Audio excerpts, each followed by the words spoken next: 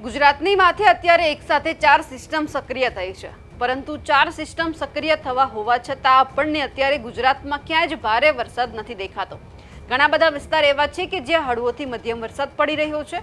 આજે કયા જિલ્લામાં વરસાદ પડી રહ્યો છે અને વધારે વરસાદની શક્યતા ક્યાં વ્યક્ત કરવામાં આવી છે તેમની વાત કરીએ।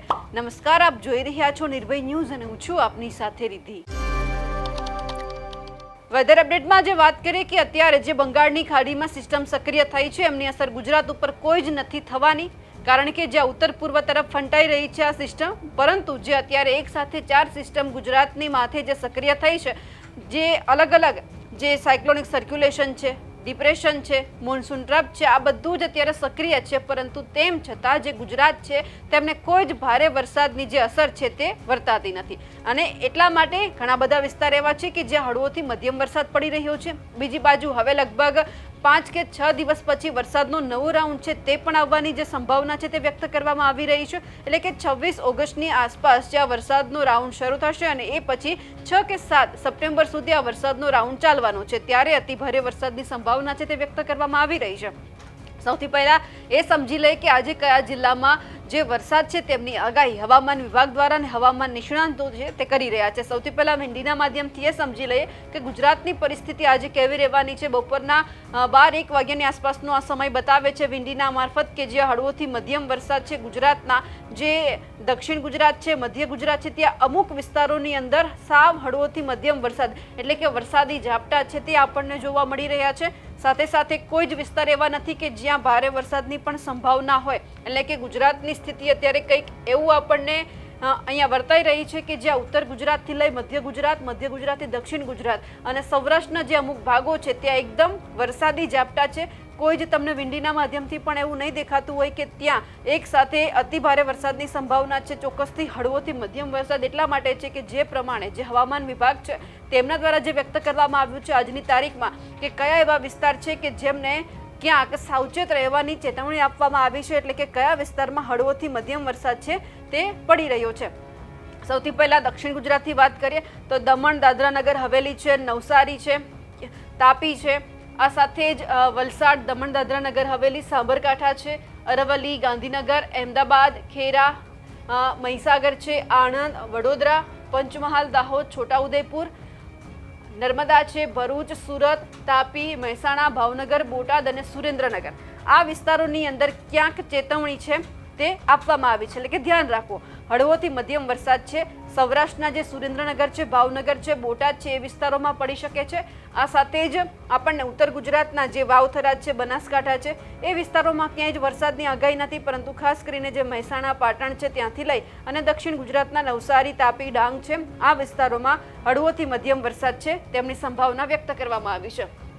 આ સાથે જ એ પણ સમજી લઈએ કે જે અત્યારે જે બંગાળની ખાડી છે એમની સક્રિયતા અત્યારે કેટલે પહોંચી છે અને જે આ સિસ્ટમ સક્રિય થઈ હતી એ ધીમે ધીમે ઉપર ક્યાં જઈ રહી છે। થોડા સમય પહેલા 5-6 દિવસ પહેલા જે સિસ્ટમ છે બંગાળની ખાડીમાંથી સક્રિય થઈ ઉત્તર ભારત તરફ એટલે કે ઉત્તર પૂર્વ તરફ જે આ સિસ્ટમ છે આખી જઈ રહી છે। પ્રયાગરાજની આજુબાજુ જે આખી આ સિસ્ટમ છે તે પહોંચી છે, પટના છે, પ્રયાગરાજ છે, ગોરખપુર આજુબાજુ જે વિસ્તાર છે ત્યાં વરસાદની સંભાવના અત્યારે વ્યક્ત કરવામાં આવી રહી છે અને ત્યાં ક્યાંક ભારે વરસાદ પડી પણ રહ્યો છે। એ સ્થિતિ અત્યારે આપણને વિંડીના માધ્યમથી દેખાઈ રહી છે, પરંતુ હવે ટૂંક સમયની અંદર જોવા જઈએ તો ક્યાંક જે અરબ સાગર છે, બંગાળની ખાડી છે, 5-6 દિવસ પછી સક્રિય થાય તેવી અત્યારે શક્યતા છે તે વ્યક્ત કરવામાં આવી રહી છે।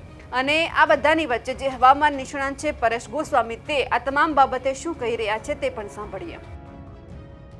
નમસ્કાર મિત્રો, વેધર ઇન્ફોર્મેશનમાં આપનું સ્વાગત છે અને હું છું પરેશ। ખાસ કરીને આપણે આવનારા દિવસનું હવામાન અને હાલના હવામાનની વાત કરવાની છે, જેમાં જોવા જઈએ તો તાપમાન હોય, પવન હોય અને આવનારા દિવસમાં વરસાદની શું સંભાવનાઓ છે તમામ વસ્તુની ચર્ચા કરીએ। સૌપ્રથમ તો આપને જણાવી દઉં કે અત્યારે જે પવનની ઝડપ છે એ થોડીક નોર્મલ કરતાં વધારે છે। અત્યારે એવરેજ લગભગ કહી શકાય કે 19થી લઈને 24 કિલોમીટર પ્રતિ કલાકની ઝડપે પવન ફૂંકાઈ રહ્યા છે। એ સાથે પવનની દિશા છે મુખ્યત્વે પશ્ચિમ અને પશ્ચિમ ઉત્તર, તો અમુક જગ્યાએ પશ્ચિમ દક્ષિણની છે। છે. તો આ જે પવનો ફૂંકાઈ રહ્યા છે એ પણ અરબ સાગર તરફથી ભેજવાળા પવન આવી રહ્યા છે. આમ જોવા જઈએ તો અરબ સાગર અને બંગાળની ખાડી બંને સક્રિય છે, છતાં પણ ત્યાં કોઈ વરસાદી સિસ્ટમ અત્યારે સક્રિય નથી. પણ હા, એક ચોક્કસથી છે કે આવનારા દિવસમાં એક સિસ્ટમ બને તેવી સંભાવનાઓ છે. હવે જોવા જઈએ તો પવનની જે ગતિ છે એ થોડીક વધારે છે, એ સાથે તાપમાનમાં પણ હવે લગભગ છેલ્લા 2 થી 3 દિવસથી સતત વધારો થઈ રહ્યો છે. અત્યારે એવરેજ તાપમાન છે લગભગ 28 થી લઈને 31 ડિગ્રીની રેન્જમાં ચાલી રહ્યું છે.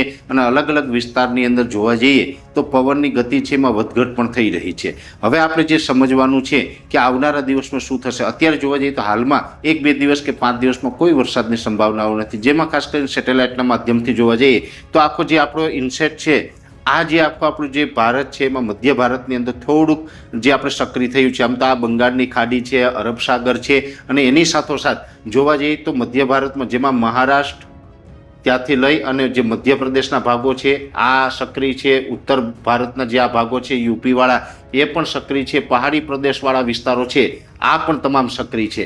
પણ ખાસ કરીને જો આપણે ગુજરાતની વાત કરવા જઈએ તો ગુજરાતની અંદર માત્ર અમુક જગ્યાએ તમને સામાન્ય વાદળ દેખાતા હશે, એટલે કે બહુ કાંઈ ખાસ અત્યારે આપણી ઉપર એક્ટિવિટી ચાલી રહી નથી.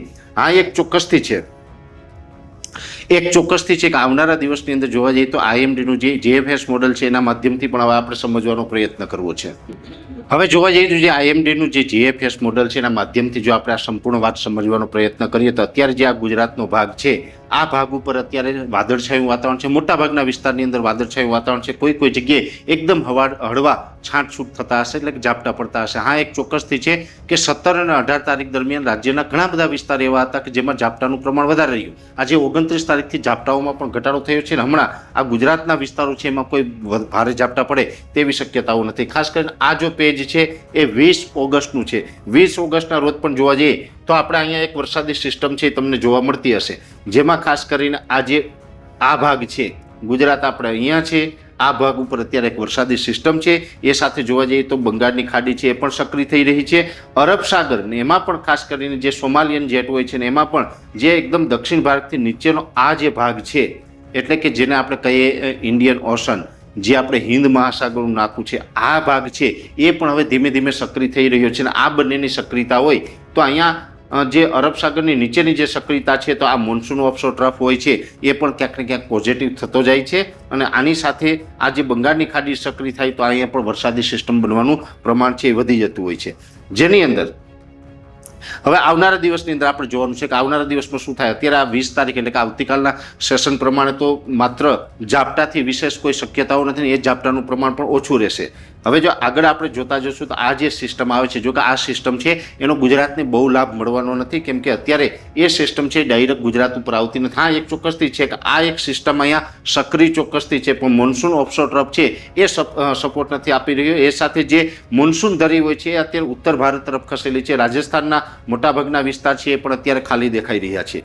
પણ આવનારા દિવસમાં ચોક્કસથી સિસ્ટમ છે એ ગુજરાત તરફ આવે, કેમ કે આમ જેમ આગળ જશું તો આપણે લગભગ ઘણા દિવસ પહેલાં વાત કરી હતી 22 ઓગસ્ટની. 22 ઓગસ્ટે જોવા જઈએ તો બંગાળની ખાડી છે ને બહુ સક્રિય થતી જોવા મળે છે. અને બંગાળની ખાડી જેટલી સક્રિય રહે તો બેક ટુ બેક ત્યાં સિસ્ટમ બને ને એનો લાભ છે એ ડાયરેક્ટ ગુજરાતને મળતો હોય. એટલે 22 તારીખનું સેશન છે ત્યાં સુધી ખૂબ પોઝિટિવ જોવા મળી રહ્યું છે.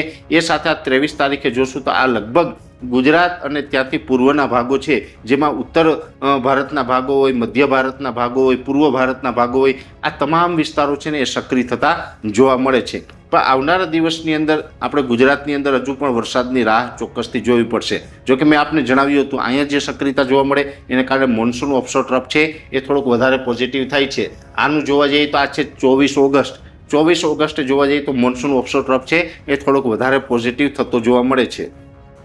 એવી જ રીતે આપણે લગભગ આજે કહી શકાય કે 19 ઓગસ્ટ થઈ છે અને આપણે 28 ઓગસ્ટ સુધી જે 10 દિવસનું જે ફોરકાસ્ટિંગ આઈએમડીનું જે જીએફએસ મોડલ દ્વારા આપવામાં આવે છે તો લગભગ 28 તારીખે ઘણું બધું સક્રિય પણ જોવા મળે. જોકે મોટાભાગના આ વિસ્તાર હશે જેમાં મહારાષ્ટ્રના વિસ્તાર હોય, દક્ષિણ ભારતના વિસ્તાર હોય, અથવા તો જે રાજસ્થાનથી લઈને ઉપરના જે ભાગો છે તમામ ભાગો છે એમાંથી વરસાદની ગતિવિધિ ઘટશે, પણ ક્યાંક ને ક્યાંક આપણે છે પછી આ લાભ છે એ મળતો થઈ જશે. એટલે એટલું ચોક્કસ છે કે આખી જે આપણે મોડેલોના આધારે જે સિસ્ટમ સમજીએ છીએ તો અમે આપણે ઘણા સમયથી એક વાત કરતા આવ્યા છીએ કે આ તો જીએફએસનું જે મોડલ છે એક બેઝિક અનુમાન છે. અલગ અલગ બીજા ઘણા બધા મોડેલ હોય એમાં અલગ અલગ જે હવામાનની સ્થિતિ છે ઇન્ડિકેટ કરતા હોય છે. પણ અમે ઘણા સમયથી આપણે કહેતા આવ્યા છે કે 26 ઓગસ્ટથી લઈને 6 સપ્ટેમ્બર આ જે વચ્ચેનો ગાળો છે આની અંદર ચોક્કસથી રાજ્યની અંદર સારા વરસાદની સંભાવનાઓ છે.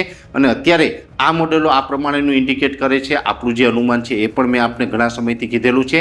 હા, એક ચોક્કસથી વાત છે કે 26 તારીખ કહે કે 26 કહે કે 27 કહે એનો મતલબ એવું નથી કે 26 એટલે એક્ઝેક્ટ 26થી ચાલુ થાય, 27થી ચાલુ થાય, પણ 26થી લઈને 6 સપ્ટેમ્બર આ જે 11 દિવસનો ગાળો છે આમાંથી ચોક્કસથી સારા વરસાદ થવાની અત્યારે પણ મને અપેક્ષા દેખાય છે. હા, એક ચોક્કસથી છે કે આ વરસાદ પછી પણ સપ્ટેમ્બર મહિનો છે એકંદરે ખૂબ સારો રહેવાનો છે. એટલે 26 ઓગસ્ટથી લઈને 6 સપ્ટેમ્બર વચ્ચે તો વરસાદનો રાઉન્ડ આવશે જ, પણ એ સાથે આવનારા દિવસમાં સપ્ટેમ્બર મહિનામાં પણ એકંદરે મધ્યમથી સારા વરસાદ રહેવાના છે.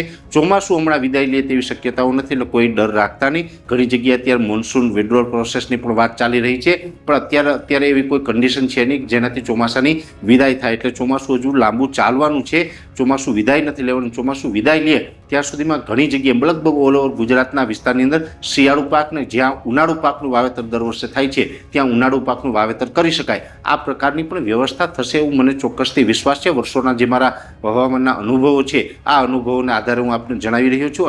અત્યાર સુધીમાં જે ગુજરાતની અંદર વરસાદ થયો છે એ 58% વરસાદ વરસ્યો છે અને આ વર્ષે લગભગ 90થી લઈને 93% સુધીનું ચોમાસું થાય, એટલે કે હજુ પણ લગભગ 42થી લઈને 45% સુધીનો વરસાદ વરસે તેવી શક્યતાઓ છે. એટલે હજી વરસાદ છે એ ઘણો થવાનો છે ને આપણે પાણીની વ્યવસ્થા પણ થાય તેવી પૂરી શક્યતાઓ અત્યારે અમને દેખાઈ રહી છે.